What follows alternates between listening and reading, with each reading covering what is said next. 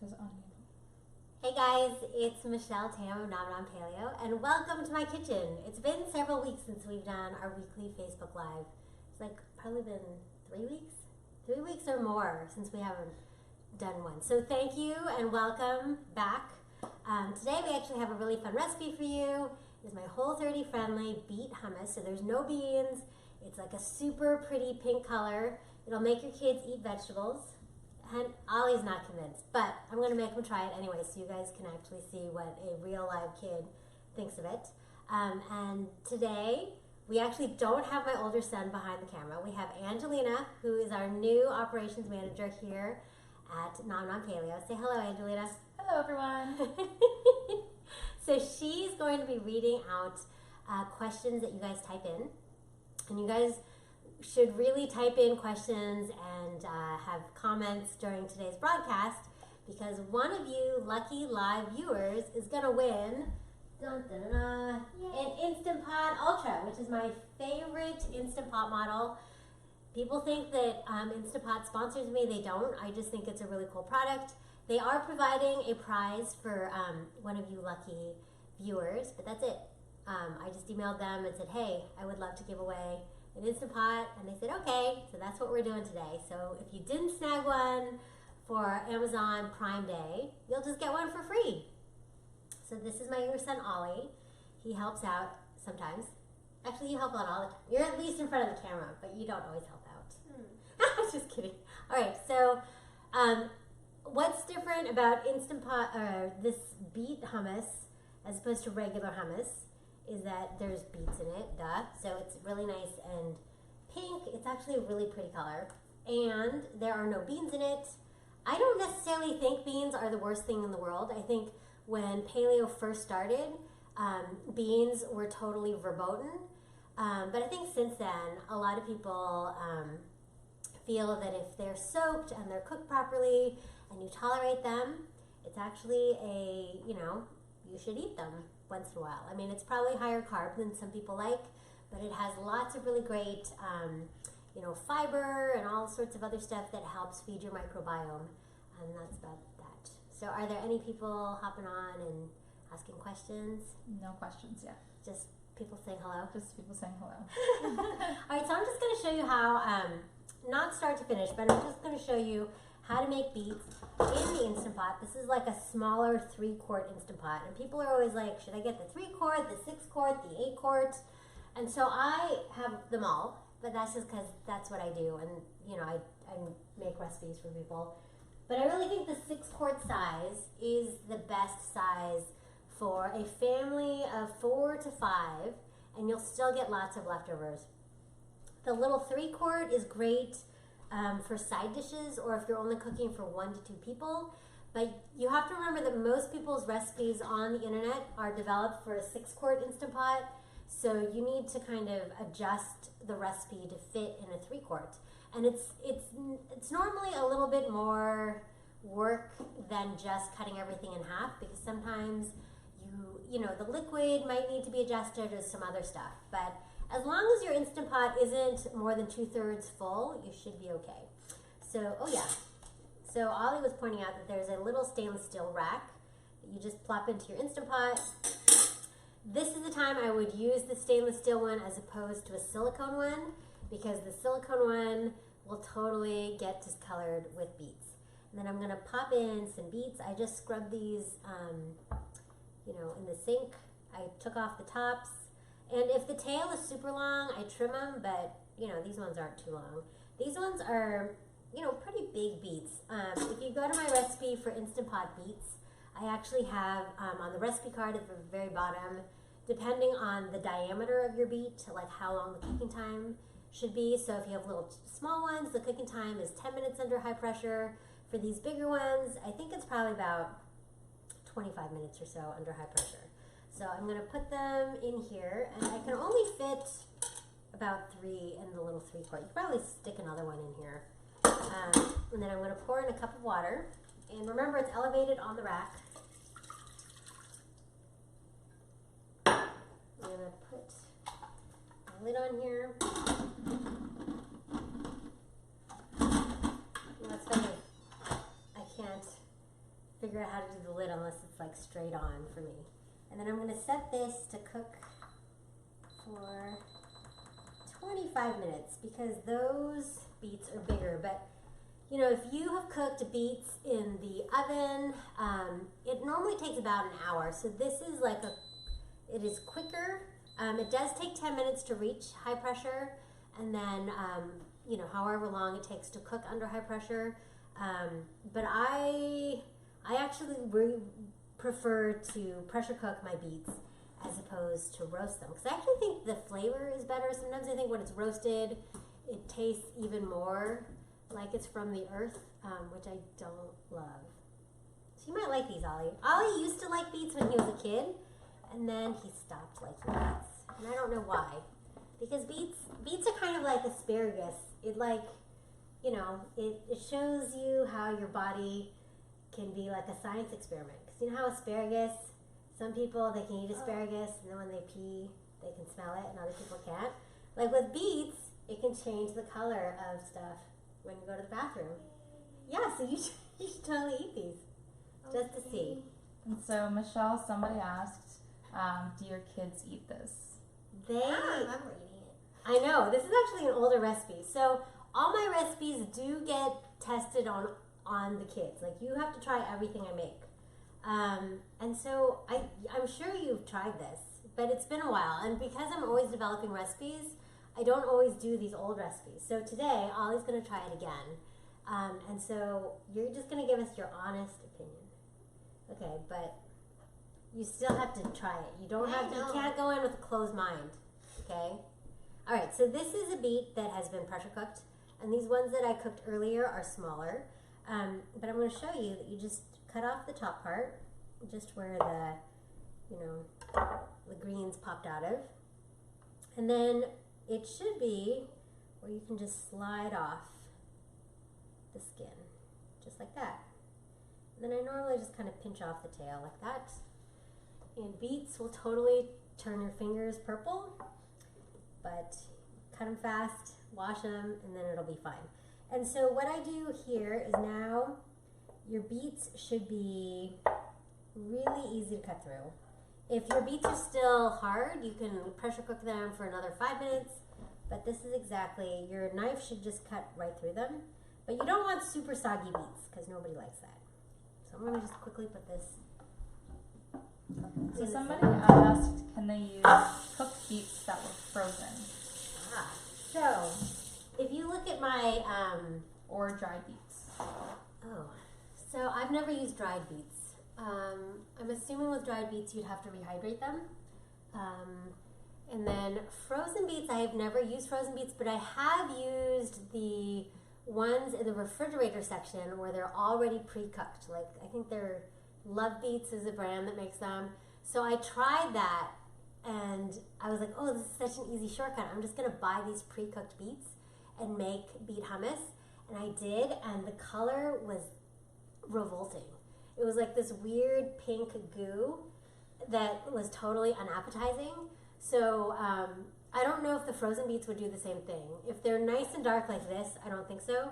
But the ones that you can buy pre-cooked, vacuum sealed in the produce section will make you have a really ugly beet hummus. So if you don't care, then you can totally use that as a shortcut.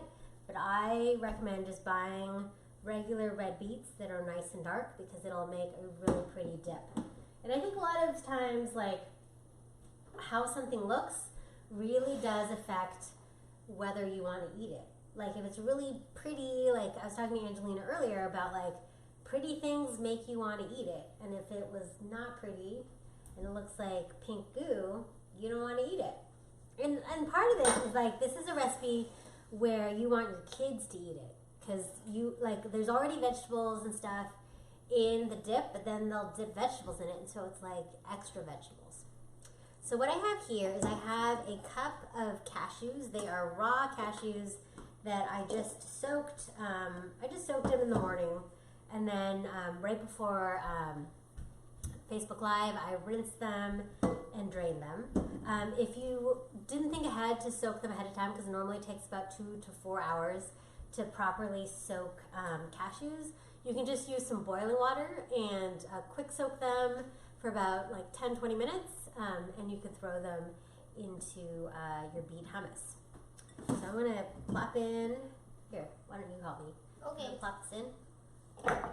And somebody asked, is there any way to make it nut and sesame free? I'm sure there's a way to make it nut and sesame free, but it probably wouldn't be Whole30 then. Like, you could just make a regular beet hummus. There are lots of the original hummus is with chickpeas, and then people started adding stuff into hummus because now you can even get like frosting hummus at the store. But people started making beet hummus, which was beets with chickpeas. So if you tolerate chickpeas, you can just use chickpeas to make it. And the tahini is, you know, an important part of the flavor, because tahini is just sesame paste. And so that, I mean, you could leave it out, but I don't know a good substitute if you can't do nuts or seeds. I don't know, Angeline, can you think of anything? No. I mean, you might have to just leave it out. All right. And, oh, no, I was going to say, I have this really great sweet potato dip, but it has cashews. But you could use garbanzo beans in that one, I think. All right, so I'm going to plop in the beets. And then I'm going to have you help me add this other stuff. Okay, Ellie? Okay. So this is some freshly squeezed lemon juice. We're going to add in some olive oil.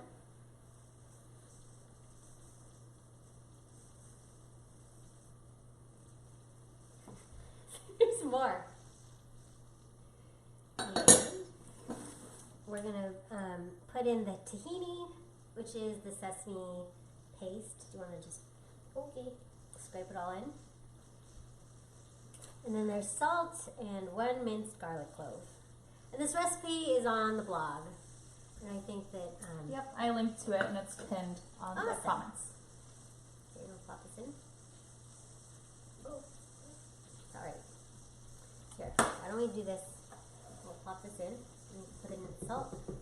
And some people are asking what Yeah. food processor you use. Ah, so this is a Cuisinart 14 cup.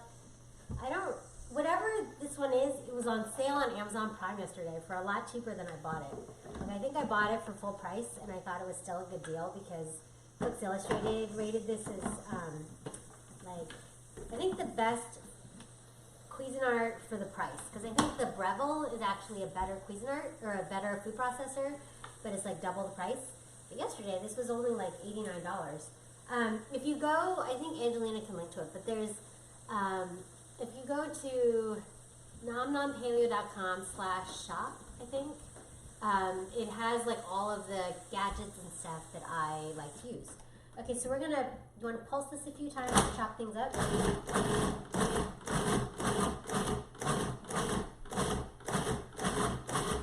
And I'm going to open it up. I'm going to push down.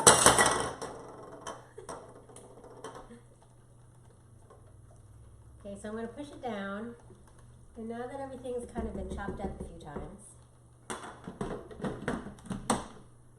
we're going to blitz it. Do you want to press on?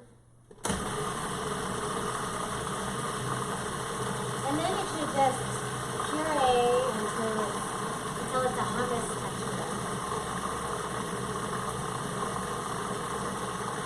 Pretty, right? It's like a really pretty purple.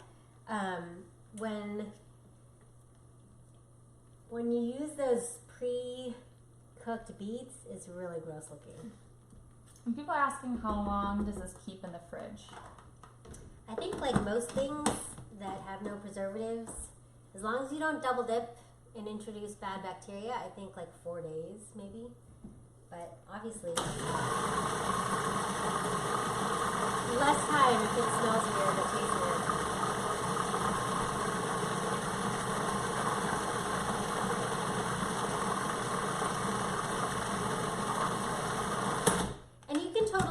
In a Vitamix blender or a high-speed blender, but I actually think the texture is a little too fine, and it's nicer, I think, in a food processor because it's more like more like a hummus.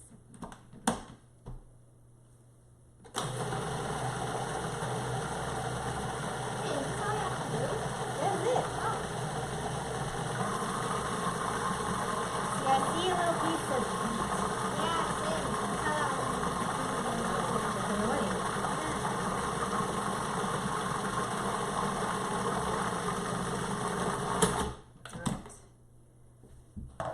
I think there is a beet in here because I can see it in the corner, but I'm not gonna worry about it. But it is a super pretty color. And then do you want to taste it for a sec? Not with your mouth. Here, use your finger. Does it need salt? Oh, you know what I didn't put in it? Yeah, I think it needs more salt. I didn't put any pepper. And so, Michelle, people are also asking, can you use golden beets, and how do you make this without making such a mess? Like the staining part, I think. Okay, so you could use golden beets. The color will obviously be different. There is no way to not make a mess. Like,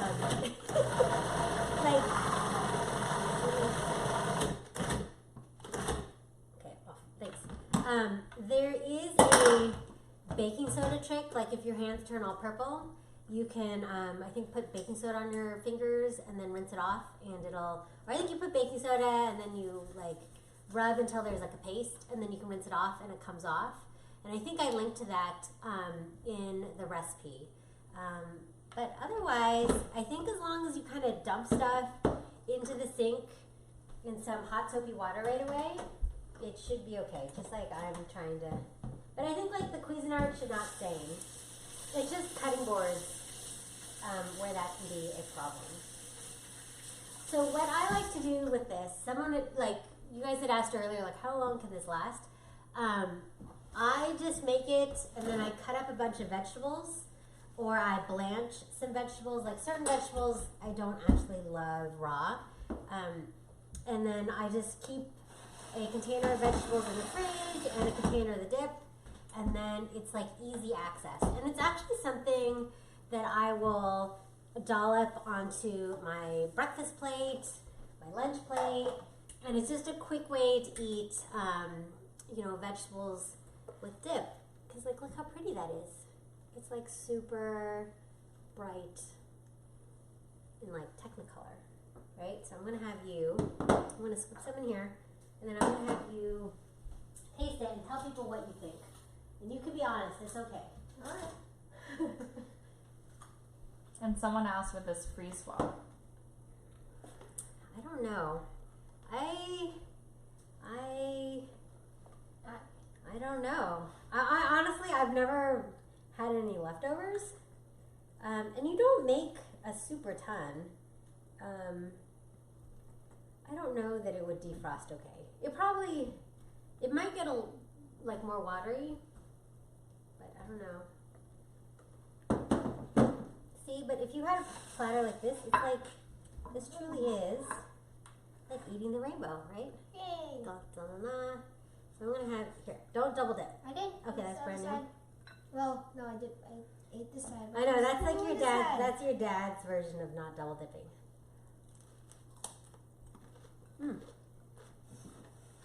I like that it's nutty. I'm gonna have Angelina try it. Usually I like that it's not just beets. That's super tasty. Yeah. Mm-hmm.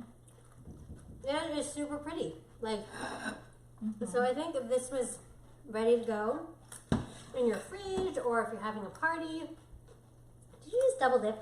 This side, the one side that's not eaten.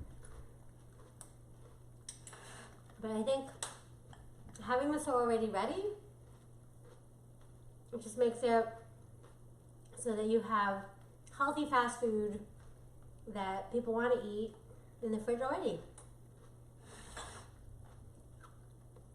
And Henry, especially because he's like working all the time, like this way, if I have stuff like this in the fridge, he's not foraging for other stuff to snack on. So, are there any last questions?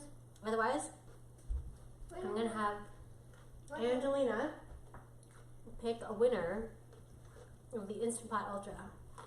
Not this one, as this is well used and loved, but a brand new one that will be sent to your house, courtesy of Instant Pot.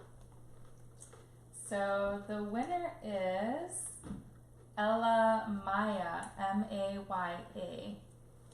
Yay! Congratulations! So you just have to DM the Nom Nom Paleo Facebook page within, we'll give you 48 hours. And with your mailing address, and I think they need a phone number because I think they ship with a carrier that requires your phone number. But otherwise, you will enjoy your Instant Pot Ultra. But that's it. We will be back next week. Thank you for tuning in, everybody. And you guys should definitely make some of this. Dun, dun, dun.